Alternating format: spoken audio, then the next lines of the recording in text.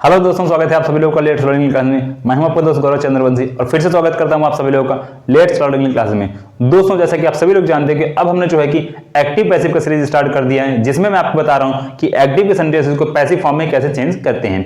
अब तक मैंने इस पर कई सारे वीडियो बना दिए हैं, जिसमें मैंने आपको बताया हुआ है कि प्रेजेंट के सेंटेंसेस को एक्टिव से पैसिव फॉर्म में कैसे चेंज करते हैं, पास्ट के सेंटेंसेस को एक्टिव से पैसिव फॉर्म में कैसे चेंज करते हैं, और लगभग मैंने फ्यूचर के भी सारे सेंटेंसेस बता दिए हैं, सारे टेंसेस बता दिए हैं कि उनको एक्टिव से पैसिव फॉर्म में कैसे चेंज करते हैं। लेकिन आज की वीडियो जो है कि हमारी टेंस की एक्टिव पैसिव की वीडियो जो है कि लास्ट होने वाली है, क्योंकि आज के इस वीडियो में हम बात करने वाले हैं कि फ्यूचर परफेक्ट कॉन्टिन्यूअस के सेंटेंसेस को एक्टिव से पैसिव फॉर्म में कैसे चेंज करते हैं। हालांकि इस बात पे जो है कि कुछ लोगों का कहना है कि एक्टिव जो है कि फ्यूचर परफेक्ट कॉन्टिन्यूअस के सेंटेंसेस को एक्टिव से पैसिव फॉर्म में नहीं चेंज किया जाता है। तो सर ऐसा बिल्कुल भी नहीं है। हाँ, एक बात सही है कि जो है कि आपका फ्यूचर परफेक्ट कॉन्टिन्यूअस और फ्यूचर कॉन्टिन्यूअस ये दो सेंटेंसेस ऐसे हैं, दो टेंसेस ऐसे हैं जिनको एक्टिव से पैसिव में चेंज करना जो है कि अनकॉमन माना जाता है। तो इस पे मैंने आपको पहले ही बता दिया था, लेकिन ये कहना बिल्कुल भी सही नहीं है कि होता ही नहीं है। सर ऐसा बिल्कुल भी नहीं है, जरूरत पड़े तो आप इसको चेंज कर सकते हैं। ओके, तो इसी बारे में हम आज बात करने वाले हैं। तो अगर आप लोग वीडियो में आ गए हो तो वीडियो को बिल्कुल भी स्किप मत करना, क्योंकि ये वीडियो बहुत ही अच्छी अपनी होने वाली है। ठीक है, तो जब तक मैं शुरू करता हूं, अब तक वीडियो को लाइक कर दीजिए। ओके, तो बिना देरी किए हम जल्दी इस वीडियो को शुरू करते हैं।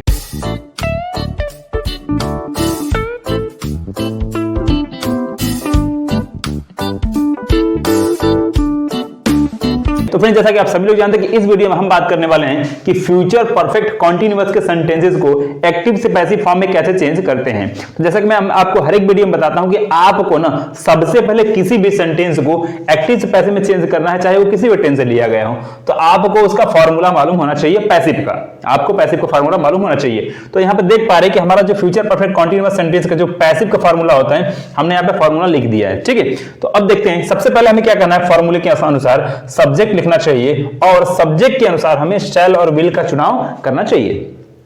उसके बाद हमें हैव लगाना है, उसके बाद बीन लगाना है, बीइंग लगाएंगे, उसके बाद वर्ब के थर्ड फॉर्म और बाई लगाकर ऑब्जेक्ट लगा देना है। ठीक है, तो देख पा रहे हैं ये हमारा जो है फॉर्मूला बिल्कुल आसानी तरीके से हमने इसको लिख दिया है। अगर आपको देखिए, अगर आपको ये अच्छे तरीके से याद हो जाए ना, तो आप एक दो नहीं बल्कि जो है कि हजारों लाखों सेंटेंसेस बना सकते हैं।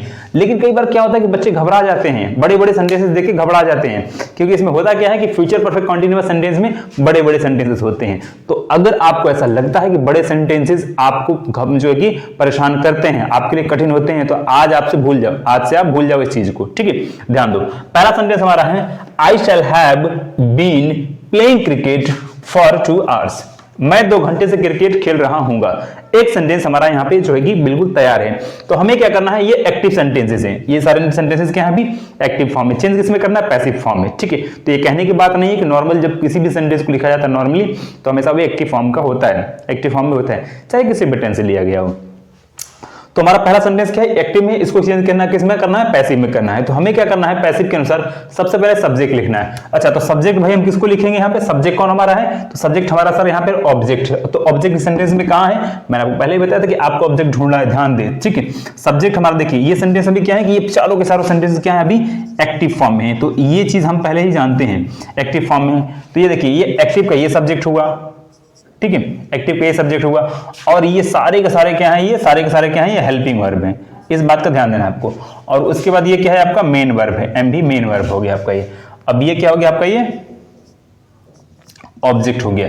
और ये दोनों के दोनों क्या है, ये तीनों क्या है आपके अदर वर्ड्स हैं, OW मतलब अदर वर्ड्स। ध्यान दें, तो हमने आपको बताया था कि जब भी आप एक्टिव से किसी सेंटेंस को पैसिव में चेंज करो, तो आपको एक्टिव का जो ऑब्जेक्ट है, एक्टिव का जो ऑब्जेक्ट है उसको सब्जेक्ट के स्थान पर लिखा जाता है। तो एक्टिव का ऑब्जेक्ट कौन है, क्रिकेट है। तो क्रिकेट को हम लोग उठाकर यहां पर लाएंगे। ओके, क्रिकेट को उठाकर हमें क्या करना है, यहाँ पे लिख देना है। ध्यान दीजिए, अब सब्जेक्ट हमारा बन गया पैसिव कौन, यहाँ पे क्रिकेट बन गया। बात समझाई, वेरी गुड। अगला देखिए, अब कह रहा है हम शैल हैव बीन लगाइए, उसके बाद बीइंग लगाइए। तो हमें क्रिकेट के अनुसार इनमें से किसको लगाना चाहिए, तो हम यहाँ पे विल लगाएंगे।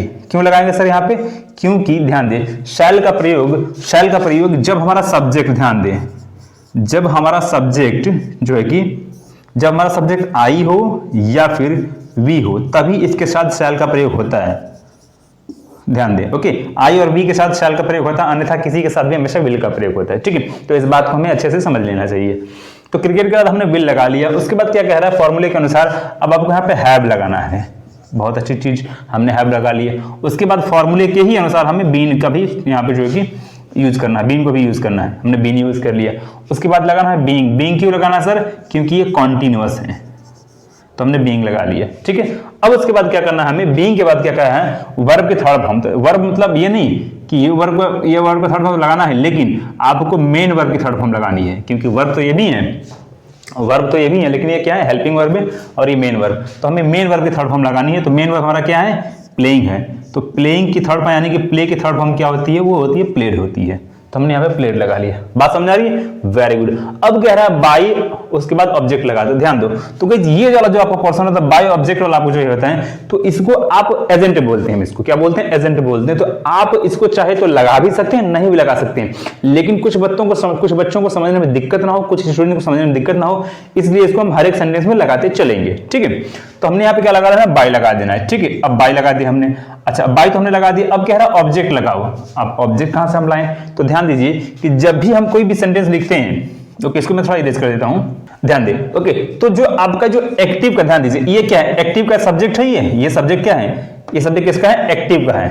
ये सब्जेक्ट किसका है? एक्टिव का है। तो जब एक्टिव के सब्जेक्ट को हम लोग जो है कि पैसिव में चेंज करेंगे, तो ये क्या करेगा? ये ऑब्जेक्ट के स्थान पे यहाँ पे आ जाएगा, यानी कि ये जो आपका जो ऑब्जेक्ट कौन बनेगा?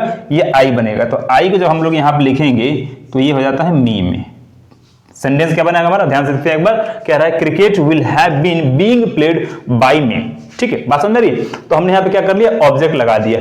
अब ऑब्जेक्ट लगाने के बाद आपका ध्यान दें, अभी ये क्या बच रहा है? अदर वर्ड्स रहे। तो आप यहाँ पे चाहें तो फार्मूले में एक और चीज यहाँ पे ऐड कर सकते थे, OW, यानी कि अदर वर्ड्स। ध्यान दें, तो ऑब्जेक्ट के बाद जो भी बचता है, इसको लिखने की जरूरत नहीं है। ऑब्जेक्ट के बाद जो भी बचता है वो जैसे का जहां पे रहता है उसको वहीं पे उतार देते हैं। तो बचा क्या हमारा? फॉर 2 आवर्स बचा हमारा, ठीक है। तो क्या करेंगे? यहाँ पे हम लगा देंगे फॉर 2 आवर्स, ठीक है। देखिए बिल्कुल आसानी से हमने लगा दिया। ये चीज मैं आपको पहले ही फॉर्मूले में बता देता, लेकिन मैं अदर वर्ड्स लगाता तो फॉर्मूला और ज्यादा लंबा हो जाता, तो कुछ बच्चों के लिए और दिक्कत हो जाती। तो परेशान नहीं होना, ऑब्जेक्ट के बाद जो बचेगा उसको उसी के स्थान पर उतार देना, इसमें कोई भी छेड़छाड़ नहीं करनी है। बात समझ आई? Very good. अगला सेंटेंस देखते हैं। तो अगला सेंटेंस हमारा है they will have been watching a movie from 9 o'clock। ये एक सेंटेंस हमारा यहाँ पे जो कि बिल्कुल तैयार है। ये क्या है? अभी एक्टिव फॉर्म में है। चेंज किस में करना है सर? इसको हमें पैसिव फॉर्म में चेंज करना है, ठीक है। तो सबसे पहले हमने आपको बताया था कि आपको किसकी तलाश करनी है सर? ऑब्जेक्ट की तलाश करनी है। तो जिन लोगों को ना ऑब्जेक्ट के बारे में मालूम है कि ऑब्जेक्ट कैसे निकालते हैं, ऑब्जेक्ट कौन है, तो वो समझिए एक सेंटेंस को चुटकियों में बना सकते हैं। तो ऑब्जेक्ट हमारा यहाँ पे कौन है? ए मूवी है। सर कैसे मालूम? क्योंकि आपको क्वेश्चन किससे करना है? मेन वर्ब से क्वेश्चन करना है। क्या क्वेश्चन करना है? कि आप क्या देख रहे थे, वे लोग क्या देख रहे थे। तो क्या का उत्तर मिला? ए मूवी, मतलब एक मूवी दिख रही, तो हमें उत्तर मिल गया सर। तो हमने यहाँ पे ए मूवी को सब्जेक्ट बना लिया। तो हमने यहाँ पे कर लिया ए मूवी, हमने कर लिया ए मूवी हो गया। अब ए मूवी के बाद हमें क्या लगाना है? अब यहाँ पे लगाना हमें विल लगाना है। ध्यान दें, शैल का चुनाव बिल्कुल नहीं करेंगे, क्योंकि शैल और विल जो है कि शैल और जो है कि सिर्फ और सिर्फ आई और वी के साथ यूज होता है। तो ये मूवी विल हमने लगा लिया। उसके बाद हमें लगा लेना है हैव, लगा देना है। हैव हो गया सर। उसके बाद क्या लगाना है? हमें बीन लगा देना है। बीन हो गया, ठीक है। देन हमें क्या यूज करना चाहिए? बीइंग यूज करना चाहिए। हमने बीइंग भी यूज कर लिया। बीइंग हो गया सर, ओके। अब बीइंग के बाद हमें क्या लगाना है? वर्ब की थर्ड फॉर्म लगाना है। तो वर्ब, मेन वर्ब हमारा ये है। तो वॉच की थर्ड फॉर्म क्या होती है? वॉच्ड होती है। तो हमने कर लिया यहाँ पे वॉच्ड कर लिया, ठीक है। वॉच्ड हमने लगा लिया। उसके बाद लगाएंगे हम लोग क्या यहाँ पे लगाएंगे? बाय लगाएंगे। बाय लगाएंगे। बाय के बाद हमें क्या है? दे का करना होता है यहाँ पे देम। दे को इसमें चेंज करेंगे, देम में करेंगे। अब मैं आई का मी में, दे का देम में कैसे फट से मैंने कर लिया, तो उसके लिए आपको ये लाइन देखनी होगी नीचे, क्योंकि मैं हर एक वीडियो में पहले बता चुका हूं। अगर आप ये लाइन देख ले, अगर आप ये लाइन देख भी लेंगे तो भी समझ में आ जाएगा आपको, ठीक है। तो देम हमने कर लिया। अब इसमें क्या बचा सर? From 9 o'clock। तो ये क्या कहलाएंगे सर? ये अदर वर्ड्स कहलाएंगे। तो इनको उन्हीं के स्थान पर लिख देंगे। तो हम यहाँ पे लिख देंगे फ्रॉम 9 o'clock। सेंटेंस हमने बिल्कुल आसानी से बना लिया। सेंटेंस क्या बना हमारा? A movie will have been being watched by them from 9 o'clock। तो जैसा कि मैंने आपको पहले बताया था ना कि आपको बस क्या मालूम होना चाहिए सर? फार्मूला मालूम होना चाहिए, बाकी आपको कोई दिक्कत नहीं होने वाली है, ठीक है। ओके तो अब अगले सेंटेंस की तरफ देखते हैं। अब जैसे हमने अगले सेंटेंस को थोड़ा सा हमने डिफिकल्ट कर दिया, थोड़ा सा डिफिकल्ट किया, क्यों? क्योंकि हमने अगले सेंटेंस में क्या किया, एक एक्स्ट्रा वर्ड ऐड कर दिया, नॉट ऐड कर दिया, और नॉट के सहारे इस सेंटेंस को हमने क्या कर दिया है कि नेगेटिव में चेंज कर दिया। ठीक है, तो अब हमें क्या करना है कि इसको एक्टिव से पैसिव फॉर्म में चेंज करना है। तो एक बात ध्यान रखिएगा कि आप ना सेंटेंस चाहे नेगेटिव हो, चाहे पॉजिटिव हो, चाहे इंटरोगेटिव हो, चाहे कोई भी किसी भी तरह का सेंटेंस हो, आप पहली बात आपको परेशान नहीं होना है। आपको सेंटेंस में सर क्या ढूंढना है, ऑब्जेक्ट ढूंढना है। तो सेंटेंस कह रहा है he will not have been writing a poem from Monday. तो वह मंडे से, मुझे बताओ कि वह मंडे से क्या नहीं लिख रहा होगा, क्या नहीं लिख रहा होगा। तो हमें उत्तर क्या मिलेगा, एक पोयम नहीं लिख रहा होगा। तो हमें ऑब्जेक्ट मिल गया सर एक पोयम। तो ए पोयम को हम लोग क्या करेंगे, यहां पर लिख देंगे।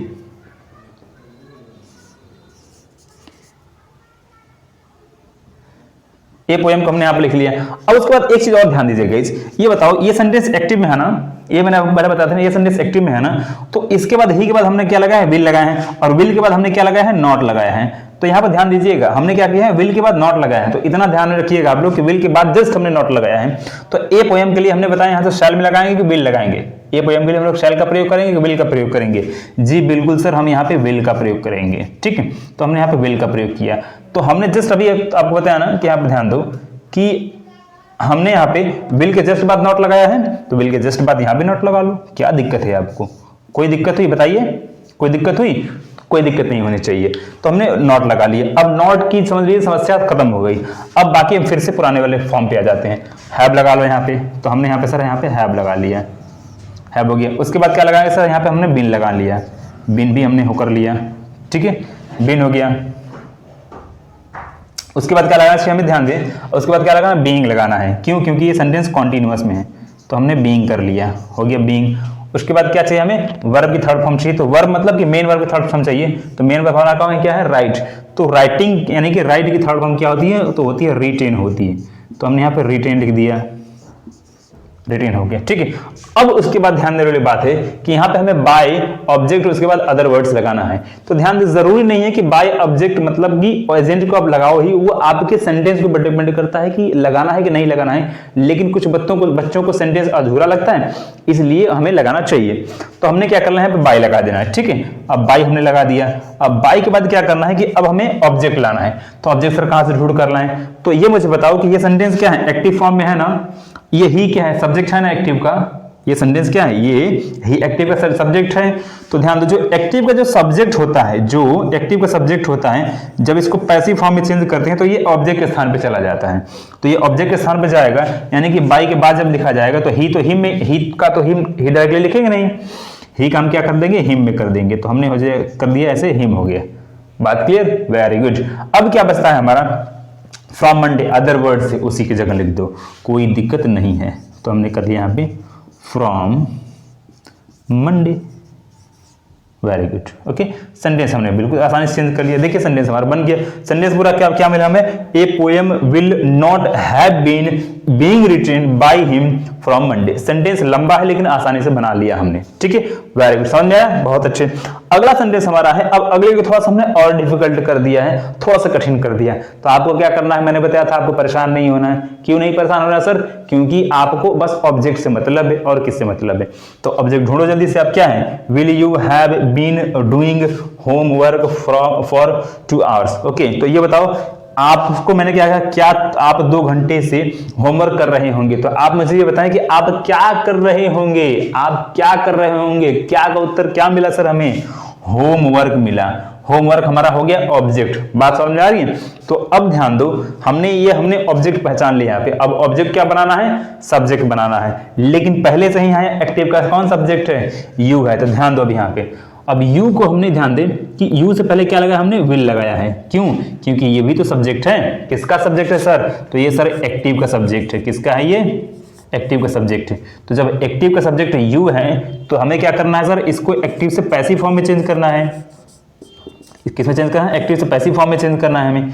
तो उसके लिए हमें अभी सब्जेक्ट ये तो रहेगा नहीं हमारा, अब इसको बनाना है। तो ध्यान दो, सब्जेक्ट से पहले हमने विल लगाया है, तो विल को उसी के स्थान पे नीचे उतार दो, उसी के स्थान पे।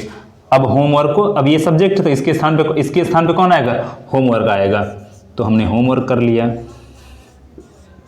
होमवर्क हो गया। ठीक है, बात समझा रही है। अब उसके बाद क्या करना है, पूरा फार्मूला सेम ही रहेगा सर, तो क्या कर देना हमें यहाँ पे हैव लगा देना है, तो हैव हो गया यहाँ पे सर। उसके बाद क्या रहेगा, बीन रहेगा, बीन लगा दिया सर। उसके बाद क्या रहेगा, बीइंग रहेगा, बीइंग लगा दिया, बीइंग हो गया। उसके बाद क्या लगाना है, वर्ब की थर्ड फॉर्म, तो डू की थर्ड फॉर्म क्या होती है, तो डू की थर्ड फॉर्म होती है डन होती है। उसके बाद क्या लगाना है, बाई, और यहाँ पे क्या है यू, तो यू का यू ही हो जाएगा, यू का यू हो गया। उसके बाद क्या लगेगा, फॉर 2 आवर्स, फॉर 2। सेंटेंस को हमने क्या कर दिया, बिल्कुल आसानी से चेंज कर दिया। सेंटेंस हमारा सर पूरा क्या बना, तो सेंटेंस को हमने बिल्कुल आसानी से चेंज कर लिया। सेंटेंस हमने कैसे बनाया, क्या मिला हमें, will homework have been being done by you for 2 hours. तो सेंटेंस को हमने बिल्कुल आसानी से बना लिया, क्योंकि ये जो है कि ये कैसे हुआ, ये चमत्कार कैसे हुआ, हमें सर फॉर्मूला मालूम था। बात समझ रहे हैं। तो बस आपको कुल मिलाकर एक ही चीज मालूम होना चाहिए, फॉर्मूला मालूम होना चाहिए, और थोड़ा सा आपको टेंस की जानकारी होनी चाहिए। आप किसी भी सेंटेंस को बहुत अच्छी तरीके से बहुत आसानी से चेंज कर सकते हैं। ओके, तो गाइस उम्मीद करते हैं आपको ये पूरा कॉन्सेप्ट समझ में आया होगा। हालांकि मैंने आपको जैसे पहले ही बता दिया कि आपको ना ध्यान दें कि बस आपको थोड़ा सा टेंस की नॉलेज होनी चाहिए। एक चीज मैं आपको हमेशा कहूंगा कि आप टेंस जितना अच्छे तरीके से जानते हैं, जितना अच्छे तरीके से टेंस की नॉलेज है, आप उतनी आसानी से एक्टिव पैसिव चेंज कर सकते हैं। ओके, तो गाइस उम्मीद करते हैं ये वीडियो समझ में आया होगा आपको, ये पूरा जो है कि टेंस समझ में आया होगा। ओके, मिलेंगे नेक्स्ट वीडियो में, तब तक के लिए चाहें तो इसका एक स्क्रीनशॉट ले लीजिए। मिलते हैं नेक्स्ट वीडियो में। हमारा वीडियो देखने के लिए thank you very much and have a good time to all of you. Please screenshot ले लीजिए।